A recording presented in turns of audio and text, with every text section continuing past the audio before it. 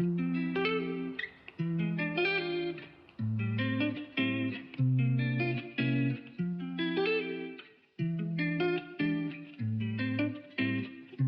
うもこんにちは、ひげこいです。今回は以前紹介したことがあるフリンガーについてのお話をしたいと思います。詳細については過去の動画のリンクを貼っておきますので、そちらも合わせて見ていただければなとは思うのですが、まず最初に概要だけざっくりお伝えしていきたいと思います。僕が持っているフリンガーはニコンやキヤノンの AF レンズを富士 X マウントで AF 対応させることができるマウントアダプターです。前回紹介したのはニコンの F マウントレンズを富士で AF 化させることができるものですが、今回はキヤノンの EF マウント版を紹介したいと思います。今回の動画の内容は F マウントレンズ用のフリンガーがあるのになぜ EF マウント用を買ったのかっていう理由が一つと、その後に簡単に比較などをしていきたいと思います。雑談とか簡単な紹介になってしまいますが、もしよかったら最後まで見ていってください。それでは早速いってみましょう。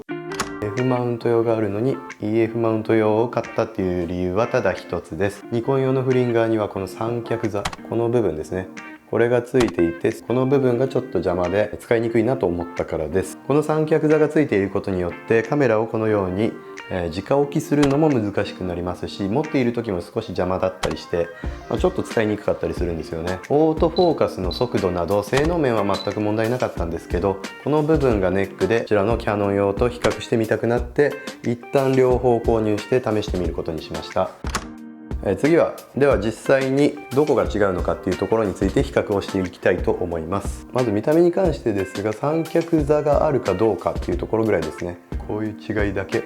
だと思います。キヤノンの方は三脚座がないのですっきりとしたデザインになってます。こんな感じかな。こっちがニコン、こっちがキヤノン。質感はどちらもマットな印象で結構かっこいいかなと思います。操作性の違いは1点だけで、絞り感があるかどうかです。で、キヤノンの方は絞り感があって富士を使っている方にとっては使いやすい作りになっているかなと思います。 F マウント用のこっちのニコンの方ですね、こっちは絞り感がついてないので使いにくいわけじゃないんですけど、ボディで絞りを調整しないといけなくなるので、富士の方にとっては慣れないような作りになっているかなと思います。ただこの絞り感があるって言っても完璧じゃないような気がするんですよね。最初はこの絞り感がきちんと機能していたんですけど、最近ちょっと動かなかったりすることがあって、こうやって回ることは回るんですけど、絞りが変わらないことがあるんですよね。設定は特に不要なはずなんですが、今シグマのレンズを使っていてサードパーティー製ということも関係しているかもしれないんで、また違うレンズを使って試してみたいなと思っています。で、もちろんシグマのレンズも使えるリストみたいな感じが一応このフリンガーで対応しているかどうかのリストっていうのがあるんですけど、それにも入っているんで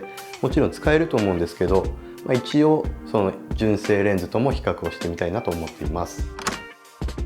USB 接続でのアップデートはどちらも可能なんですけど、 USB ポートの位置が少し違います。ニコンの方はこの三脚座の部分、ここについていて、キヤノンの方はマウント内部、見えるかな、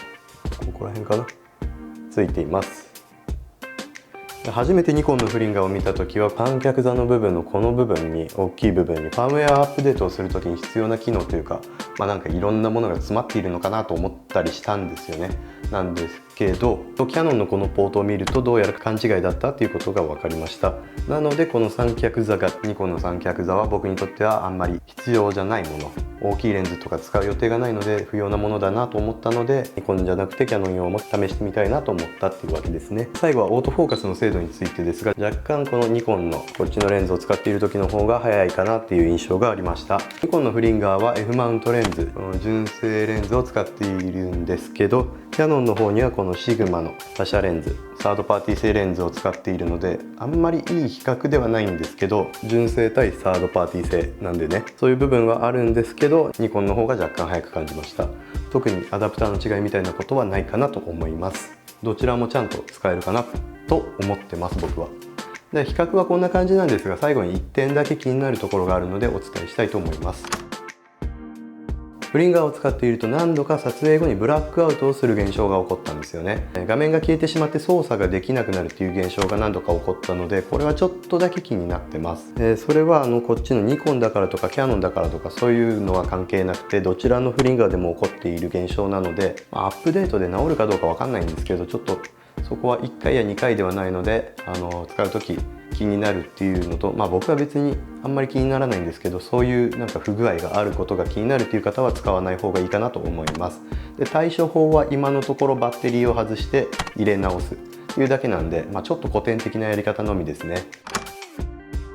という感じで今回はまとめようと思うのですが、ニコン用もキヤノン用もどちらも残すつもりは当然なくてお試し中なんですよね。今はまだどちらを残すかっていうのは迷っているところです。 EF マウント用のこのフリンガーを買うとレンズも買わないと使えないっていう問題があるんですよね。だから原点に戻ってこの F マウントのボディと共存させることが第一っていうのを考えると、そこを優先させるべきかなっていうのも思ったりするので、結局このF マウント用のこのフリンガーを残した方がいいのかなと思ったりもしています。F マウント用は三脚座が邪魔だったりはするんですけど、質感とか全然どっちもいいし、使いにくさっていうのは特にないんで、 AF も速いんで、